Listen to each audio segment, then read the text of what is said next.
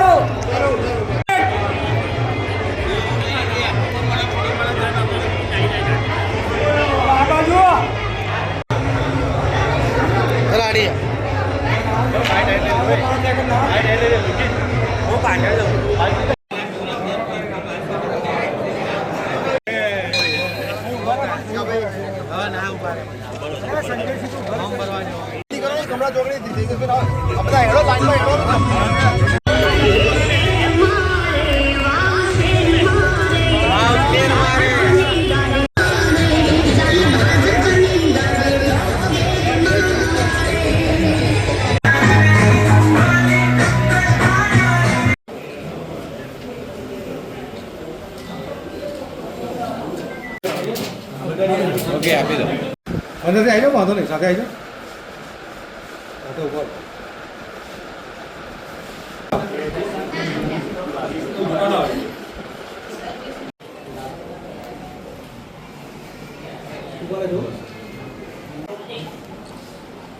okay okay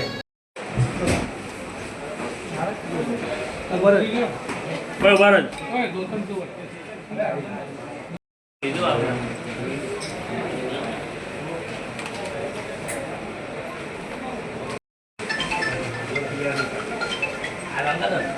okay ચાલો આપી દો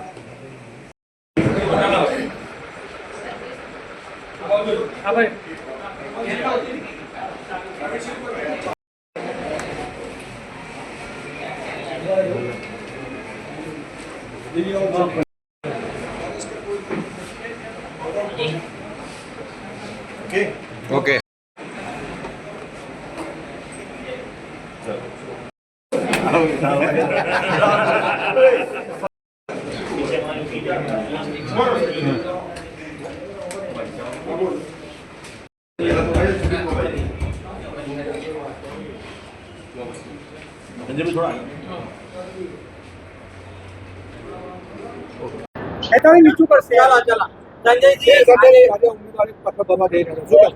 આજે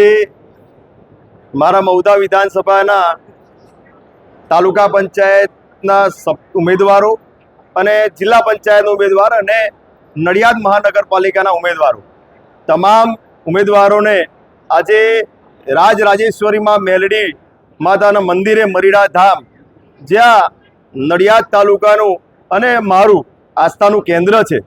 ત્યાંથી આજે અમે સૌ ઉમેદવાર નડિયાદ તાલુકાના 15 ઉમેદવાર તાલુકા પંચાયતના અને જિલ્લા પંચાયતના 3 ઉમેદવાર અને મહાનગરપાલિકાના 6 ઉમેદવાર એમ બની અને સૌ મહુધાના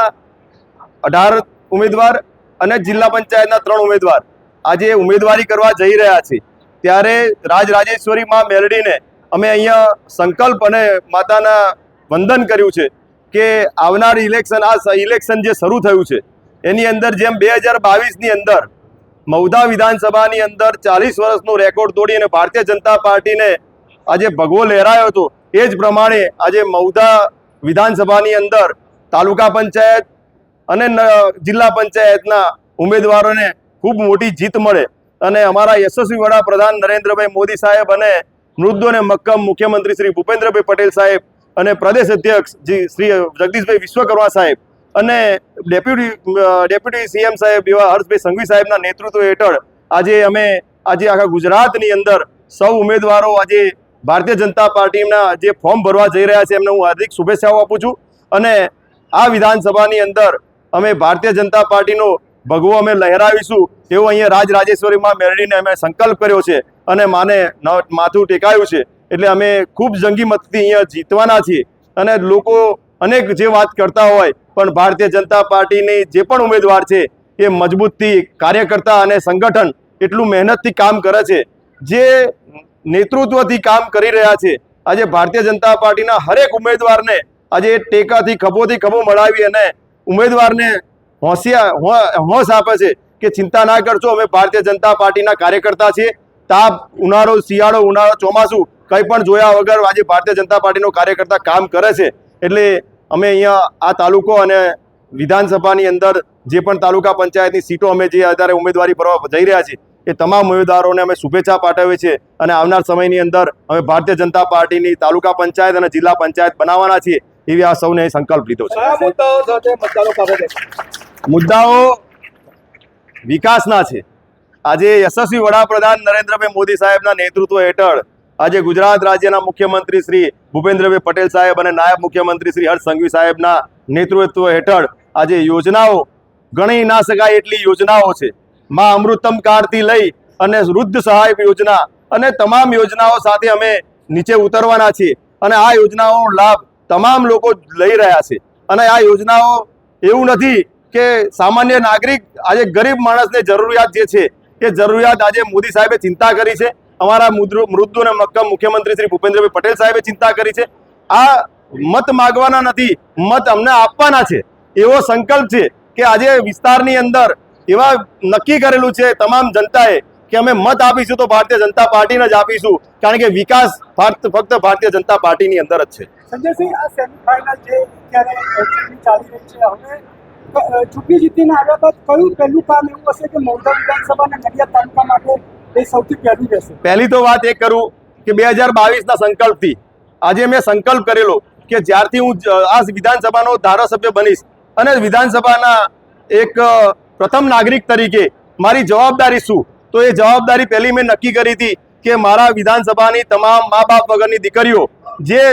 દીકરીઓને સમૂહ લગ્નનું આયોજન કરું છું આ વખતે બી 3, 5 અને 7, 5 3-5ના દિવસે 101 દીકરીઓના સમૂહ લગ્ન છે અને 51 દીકરીઓના તળપદા સમાજના જે મારા વિધાનસભાની અંદર 17,000 મત છે એ દીકરીઓના 51 દીકરીઓના સમૂહ લગ્ન બી અમે આજે કરવા જઈ રહ્યા છીએ એમ કરીને 152 દીકરીઓ આજે 2022થી લઈને આજે 500 દીકરીઓના સમૂહ લગ્ન કર્યા છે એવા સેવાકીય કામ કર્યા છે અને સરકારની તરફથી અને યશસ્વી વડાપ્રધાન નરેન્દ્રભાઈ મોદી સાહેબના નેતૃત્વ હેઠળ આજે યોજનાઓ જે જાહેર થયેલી છે એ યોજનાઓ થકી અને આગળના આ તો અમારે ફાઇનલ નથી આ સેમિફાઇનલ નથી અમારી ફાઇનલ જ છે કારણ કે અમે જીતવાના છીએ આજે 22ની વાત કરો કે 27ની વાત કરો અમે ભારતીય જનતા પાર્ટીના કાર્યકર્તા છીએ અને કાર્યકર્તા તરીકે અમે ભારતીય જનતા પાર્ટીને ભગવો લહેરાઈશું જ એવી અમે સંકલ્પ કરેલો છે